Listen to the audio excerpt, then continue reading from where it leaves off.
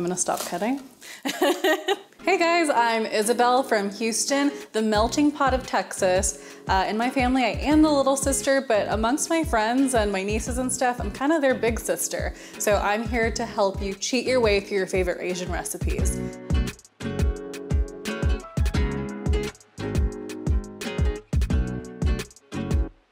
Today, we are talking dumplings. To get started, you need about a pound and a half of ground pork. You want it to be pretty fatty. When you bite into a good dumpling, there's like soup that comes out of it. That comes from the fat. You don't want, this is not where you wanna cut corners and be healthy. The fattier, the better, honestly. Okay, so we're gonna start with about a tablespoon of ginger. You can cut off the skin, you can peel it with a spoon, but when you're using a grater, you don't need to do any of that. And you want this pretty small. You want it to dissolve into the pork. So that's why I like to grate it instead of chopping it or slicing it and stuff like that. We're gonna do equal parts soy sauce and Shaoxing cooking wine. This is a little bit harder to find, but I promise it's worth it. I can't really describe what this wine brings, but it just completes the dish, makes the flavor a little rounder. So equal parts of the wine and soy sauce. So we're gonna add sesame oil as well, about 2 tablespoons. Here we go. And just a little pinch of salt because we've already got the soy sauce in there. You're gonna be dipping your dumplings into soy sauce anyway, but by putting it in there, it kind of creates this like really, really great inside. It's super savory, and that soup that comes from the dumplings inside is gonna be flavored too. So you're getting all that flavor from the inside and the outside. One of my favorite cooking ingredients in Asian food is white pepper. Some might be asking, okay, I have black pepper, let me just use that. If you can find white pepper, I highly recommend it. It kind of adds like a floral flavor rather than spicy. You're gonna be able to taste the difference. And we've got all of our dumpling filling in there. So what we're gonna do is we're gonna mix it all together. I like to use my hands. We're gonna mix this like this first, do the vegetables, and then get in there with our hands to put it all together. And I think this is good. So we're gonna let the pork hang out for like 15, 20 minutes, pop it in the fridge, because we're gonna work on our cabbage. Here we go, so we've got napa cabbage here. And why I like napa cabbage as opposed to regular cabbage is it's a little less dense. You're gonna get more texture. It's not gonna be so cabbage forward. It just kind of becomes a part of that pork filling. And you want like equal parts pork and cabbage. There we go. So we have 4 green onions. We're gonna use tops and bottoms. And you want it nice and small. No one's gonna see it. If you're not able to get it super tiny, it's gonna be inside of a dumpling. You'll be okay. So dumplings, I feel like, are a lot of people's first taste of Asian food. They just are so comforting, no matter where you're eating them from or where you're getting them. All right, so we're gonna put this in a big bowl. So we're gonna salt this, and what we're doing is we're kind of cooking the vegetables with the salt before we add it to the pork. So I'm gonna salt this pretty heavily. I know it looks like a lot, but we're going to rinse it afterwards before we combine it with everything else. And this just softens things, so once it's time to cook everything, the cabbage is already softened and ready to go. I said soft a lot, but. So you're gonna smush it all together and really get that salt in there. And you can see it's already releasing a lot of its liquid.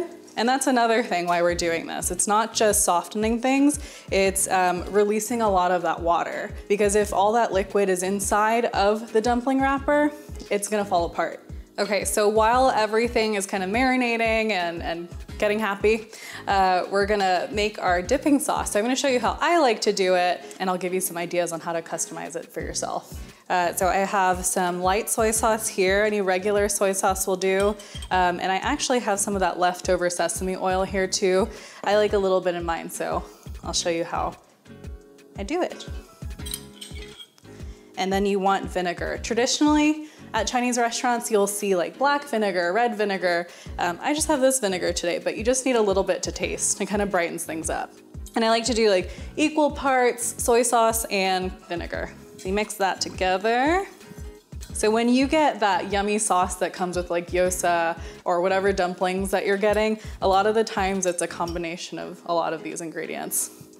And then this, it's Lao Gan Ma. It's crispy and the oil is good. I go through a lot of chili crisp. All right, so it's time to put the pieces together.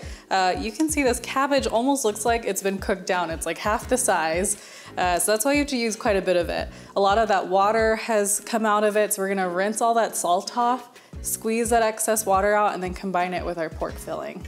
So let's pop this pork in here. It's been sitting, and then we're gonna add our cabbage. Just literally gonna grab a bunch of it, squeeze as much as you can, because you don't want it to be so wet inside.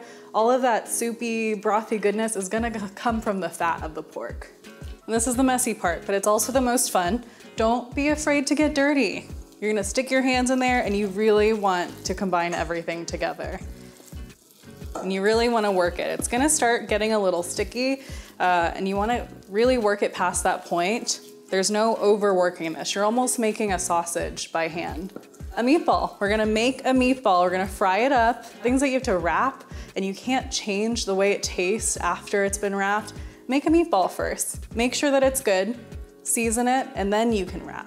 All right, so we're gonna put a pan on here, get some oil on there, heat it up so you can make your test meatball. I don't know who taught me that, but it's been a super helpful tip. All right, let's get our meatball ready. You just want a little bit so you can taste it. Just enough so you can try it and adjust your seasoning. You just wanna make sure it's fully cooked through. All right, so you've got your little meatball here. I think it tastes great already. I might put actually a little bit more white pepper because I like that to come through even more.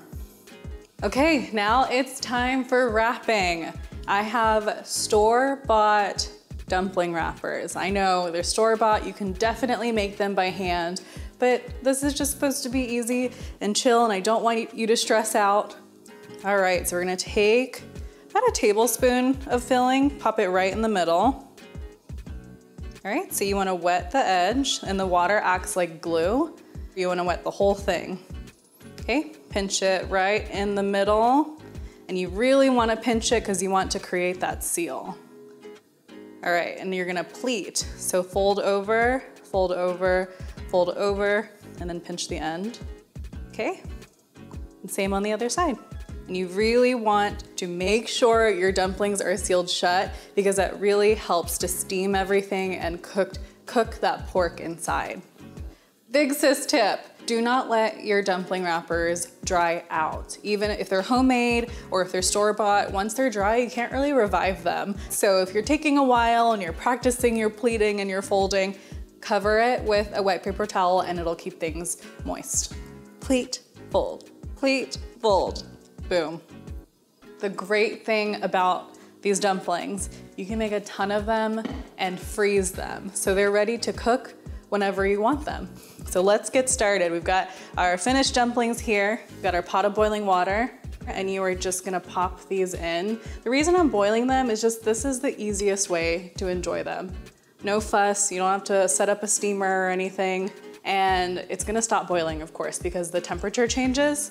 Once it starts to boil again, you add a cup of cold water. The filling and the outside cook at different temperatures.